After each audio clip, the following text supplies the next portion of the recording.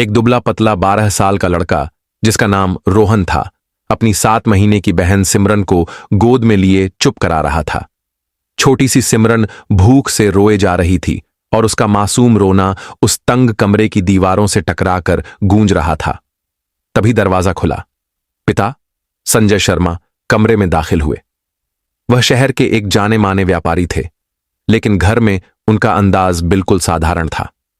वे अलमारी के पास गए और एक पुरानी सी कमीज और घिसा पिटा पायजामा निकाला और कपड़े रोहन की तरफ बढ़ाते हुए नरम आवाज में कहा, "ये पहन लो बेटा।" रोहन ने हैरानी से कपड़ों को देखा। "पापा, ये तो बहुत पुराने हैं। अगर स्कूल में ऐसे पहनकर जाऊंगा तो सब मजाक उड़ाएंगे।" संजय हल्का सा मुस्कुराए, मगर उनकी आंखों में गहरी गंभीरता थी। "आज तुम स्कूल नहीं जा रहे। आज की क्लास कहीं और होगी। आज तुम्हें वो सीखना है जो कोई किताब नहीं सिखाती।" यह कहकर उन्होंने जेब से अपना एटीएम कार्ड निकाला और रोहन के हाथ में रख दिया। "बैंक जाओ, इससे 1000 रुपये निकालना। सिमरन के लिए दूध और घर के लिए थोड़ा राशन का सामान ले आना।" रोहन चौंक गया। "पापा, आप खुद क्यों नहीं जा रहे? मैं तो अभी छोटा हूं।" संजय ने गहरी सांस ली। "क्योंकि बेटा, तुम्हें यह देखना जरूरी है कि दुनिया तब तुम्हारे साथ कैसा बर्ताव करती है जब उसे यह नहीं पता होता कि तुम कौन हो, और तुम्हें यह भी सीखने को मिलेगा कि लोग एक गरीब के साथ किस तरह भेदभाव और बर्ताव रखते हैं। याद रखना, कुछ भी हो, गुस्सा मत करना।" बेटे की आंखों में उलझन थी, लेकिन उसने सिर झुकाकर हामी भर दी। संजय ने बेटे के कंधे पर हाथ रखा। "यह सफर सिर्फ पैसे निकालने का नहीं है, समझ हासिल करने का है।" कुछ देर बाद रोहन ने वही पुरानी कमीज पायजामा पहन लिया। पैरों में डीली सी घिसी चप्पलें थीं, कंधे पर एक छोटा थैला जिसमें पानी की बोतल और 2 खाली दूध की बोतलें रखीं। बैंक का फासला घर से लगभग 2 किलोमीटर दूर था। धूप तेज थी। रास्ते में लोग अपने अपने काम से जा रहे थे। कोई भी उस छोटे बच्चे और उसकी रोती हुई बहन पर ध्यान देने की फुर्सत में नहीं था। रोहन चलते चलते सोच रहा था, आखिर पापा ने ये अजीब सा काम क्यों दिया? इतनी तेज धूप है, मैं तो चलते चलते थक ही जाऊंगा। करीब 1 घंटे बाद वो शहर की सबसे बड़ी बैंक शाखा के सामने खड़ा था। बाहर सिक्योरिटी गार्ड्स थे, जिन्होंने उसे देखा भी और फिर यूं नजरें फेर लीं जैसे कोई मायने ही न रखता हो।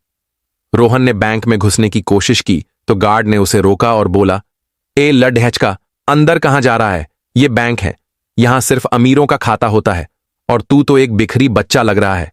तेरा इसमें क्या काम?" रोहन इतना सुनते ही डर गया, लेकिन फिर भी उसने हिम्मत जुटाकर कहा, "मैं एटीएम से पैसे निकालने जा रहा हूं," और अपनी कार्ड भी दिखा दी।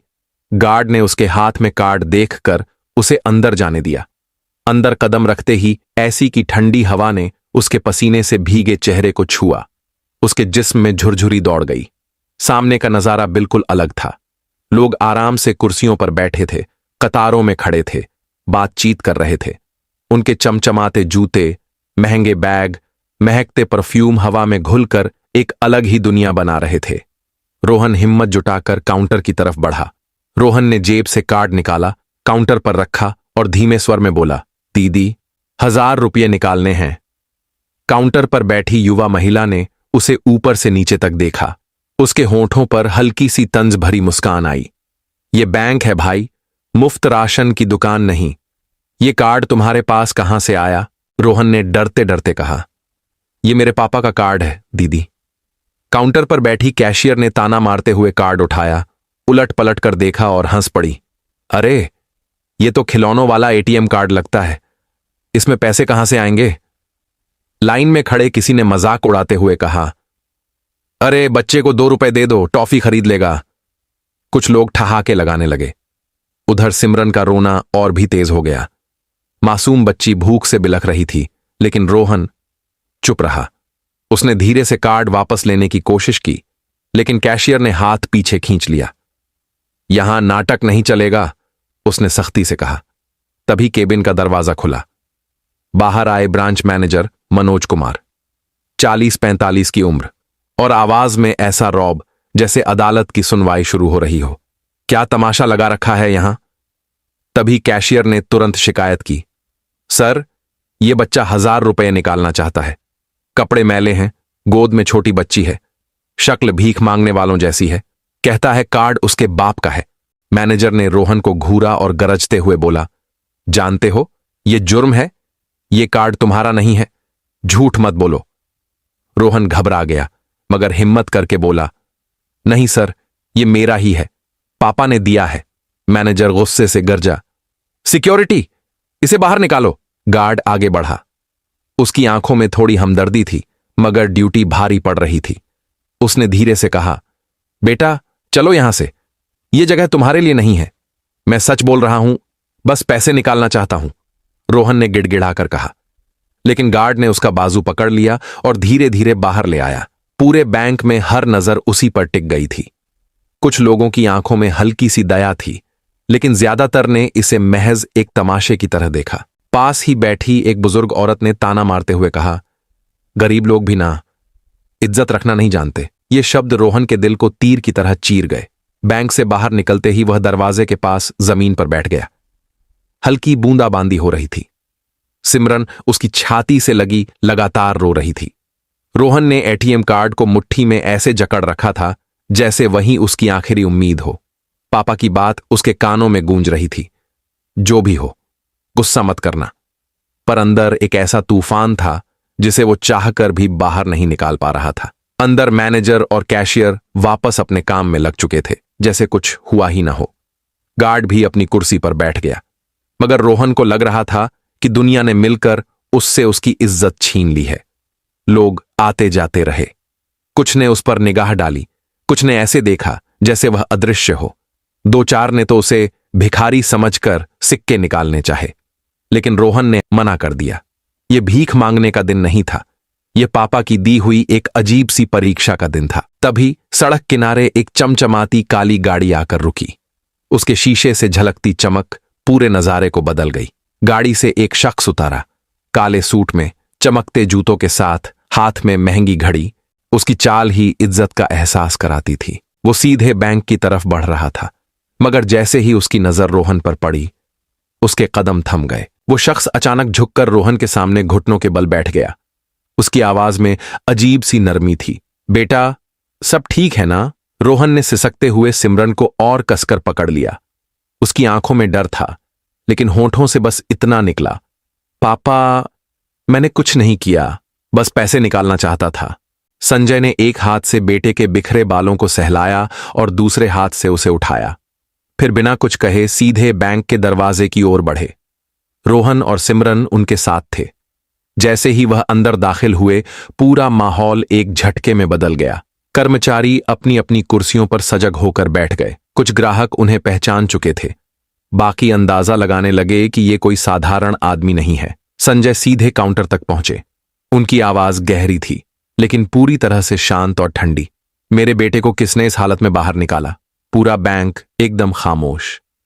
ब्रांच मैनेजर मनोज कुमार, जो अभी थोड़ी देर पहले सबसे ऊंची आवाज में हुक्म सुना रहा था, अब पसीने पसीने था। सर, हमें नहीं पता था ये आपका बेटा है। संजय ने कोई जवाब नहीं दिया। उन्होंने जेब से मोबाइल निकाला और स्क्रीन मैनेजर के सामने रख दी। स्क्रीन पर खाता विवरण चमक रहा था। Account holder Sanjay Sharma, balance 1200 crore. Manager के चेहरे का रंग उड़ गया। कैशियर, जिसने रोहन का मजाक उड़ाया था, कुर्सी पर बैठे बैठे पत्थर की मूर्ति सी हो गई। पास खड़े ग्राहक आपस में नजरें मिला रहे थे। यह वही बच्चा है? संजय ने धीमे मगर चुभते हुए शब्दों में कहा, कपड़ों से इंसान की इज्जत तय करने वाले, आज मैं तुम्हें एक और फैसला दिखाने आया हूं। उनकी आंखें सीधी मैनेजर की आंखों में गड़ी थीं। बैंक का हर कोना जैसे सांस रोककर बस यही सुन रहा था। रोहन ने पापा का हाथ कसकर पकड़ लिया। उसे लग रहा था कि अब कुछ बड़ा होने वाला है, और वह बस चुपचाप देख रहा था कि उसके पापा सबको किस अंदाज में जवाब देंगे। संजय ने फिर कहा, मेरे बेटे को तुम लोगों ने सिर्फ उसके मैले कपड़े और रोती हुई बहन देखकर झूठा ठहरा दिया। एटीएम कार्ड उसके हाथ में था, मगर तुम्हें उसमें सच नहीं दिखा। असल में तुमने अपनी सोच का असली चेहरा दिखाया है, तंगदिली और घमंड। बैंक में सन्नाटा और गहरा हो गया। जो ग्राहक कुछ देर पहले तमाशा देख रहे थे, अब नजरें चुराने लगे। संजय ने रुककर एक लंबी सांस ली और फिर ठंडी आवाज में कहा, आज इसी वक्त मैं अपने तमाम फंड्स इस ब्रांच से निकाल रहा हूं। मैनेजर का शरीर जैसे कुर्सी से चिपक गया। सर, इतनी बड़ी रकम के लिए हमें हेड ऑफिस से इजाजत लेनी होगी, इसमें वक्त लगेगा। संजय ने मोबाइल कान पर लगाया और बेहद ठहराव से बोले, मेरे पास वक्त है, मगर तुम्हारे पास अपनी इज्जत बचाने का नहीं। जैसे ही कॉल हेड ऑफिस से कनेक्ट हुई, उनकी आवाज और भी सख्त हो गई। 1 घंटे के अंदर पूरी रकम यहां कैश में पहुंचनी चाहिए और बाकी सीधे मेरे प्राइवेट अकाउंट में ट्रांसफर। शुरुआत में बैंक के स्टाफ को बस हैरानी हुई थी, लेकिन जैसे ही खबर भीतर तक पहुंची कि मामला संजय शर्मा का है, आदेश तुरंत ऊपर तक भेज दिए गए। अचानक से हर किसी की सांसें अटकने लगीं। मैनेजर का गला सूख चुका था। कैशियर के हाथ फाइलों में ऐसे उलझे जैसे कोई रास्ता ही न मिल रहा हो। माहौल ऐसा था कि हर किसी को अपनी हंसी तक भारी लगने लगी। फिर भी संजय शर्मा शांत खड़े थे। उनका चेहरा स्थिर था, मगर आंखों में वो चमक थी जिसने पूरे बैंक का माहौल बदल दिया। उनकी निगाहें जैसे कह रही थीं, यह सिर्फ पैसे का मामला नहीं है, यह इज्जत का मामला है, और जब इज्जत दांव पर लग जाए तब दौलत का कोई मोल नहीं रह जाता। रोहन अपने पापा के साथ खड़ा था, सिमरन को सीने से लगाए, मगर दिल में एक नई लहर उठ चुकी थी, फख्र की लहर। उसे पापा की वो सीख याद आई, गुस्से से नहीं, इज्जत से जवाब देना।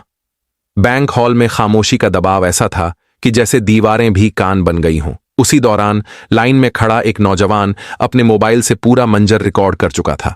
कुछ ही मिनटों में वह वीडियो इंस्टाग्राम और ट्विटर पर अपलोड हो गया। पहले घंटे में ही वीडियो पर हजारों लाइक्स और शेयर। लोग कमेंट्स में लिख रहे थे, यही है हमारी असली बीमारी। धीरे धीरे वही वीडियो व्हाट्सएप ग्रुप्स में गूंजने लगा। न्यूज चैनल्स तक पहुंचते ही मामला और तूल पकड़ गया। शाम के बुलेटिन पर हेडलाइन चमक रही थी, बच्चे को भिखारी समझकर निकाला, पिता ने 1200 करोड़ का अकाउंट बंद कर दिया। टीवी स्क्रीन पर बार बार वही दृश्य। खबर जंगल की आग की तरह फैली। हेड ऑफिस पर फोन कॉल्स की बारिश होने लगी। सीनियर मैनेजमेंट की इमरजेंसी मीटिंग बुलाई गई। किसी ने घबराहट में कहा, अगर तुरंत माफी नहीं मांगी तो हमारी साख मिट्टी में मिल जाएगी। साख तो पहले ही दरक चुकी थी। दोपहर तक शहर के बड़े क्लाइंट्स ने अपने अकाउंट बंद करने की अर्जी दे दी। कई ने साफ कह दिया, अगर आप एक बच्चे के साथ ऐसा कर सकते हैं तो कल हमारे साथ भी यही होगा। यह अब सिर्फ पैसे का नुकसान नहीं रहा, यह पूरे बैंकिंग सेक्टर पर एक भूकंप बनकर टूट पड़ा। हर गली, हर दफ्तर, हर सोशल मीडिया पोस्ट पर एक ही चर्चा थी, कैसे एक मासूम बच्चे की बेइज्जती ने अरबों के रिश्ते तोड़ दिए। और इस पूरी घटना ने एक सच्चाई सबके सामने रख दी। दौलत और ताकत का मतलब दूसरों को छोटा दिखाना नहीं, बल्कि उन्हें ऊपर उठाना है। दोस्तों, ये कहानी आपको कैसी लगी कमेंट में लिखें और वीडियो को लाइक और चैनल को सब्सक्राइब जरूर करें।